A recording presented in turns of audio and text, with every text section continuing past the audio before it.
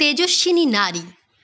হঠাৎ করে বোধহয় কারো প্রেমে পড়তে নেই, সহজ সরল মন নিয়ে কারোর সাথে কথা বলতে নেই।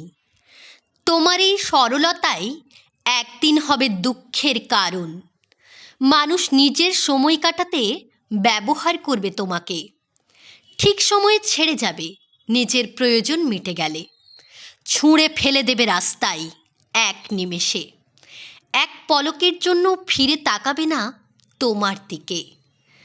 তোমায় কান্নাতে তার কিচ্ছু এসে যাবে না, উল্টে বদনাম দেবে তোমাকেই।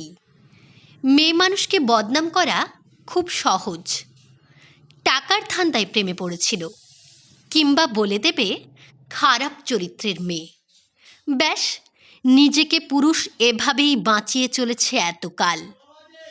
পুরুষ, তুমি ভুলে গেছো মা দুর্গার কথা, তুমি ভুলে গেছো তার অসুর নিধনের কথা। তাই বারংবার তোমাকে মনে করাতে হয় নারী শক্তির কথা।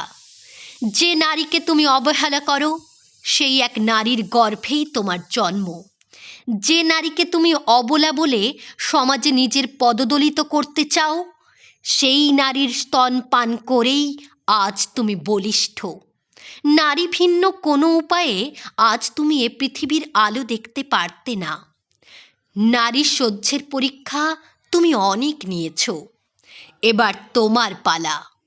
নারীর স্নেহ, মায়া, মমতার আড়ালে যে প্রলয় মূর্তি লুকিয়ে রয়েছে, যা একমাত্র দাম্ভিক অসুর সম পুরুষকে বিনাশ করার জন্য। আমরাও কবি সুকান্তের দেশলাই কাঠির মতোই যেদিন জ্বলে উঠব, সেদিন তোমরা পুড়ে ছারখার হয়ে যাবে।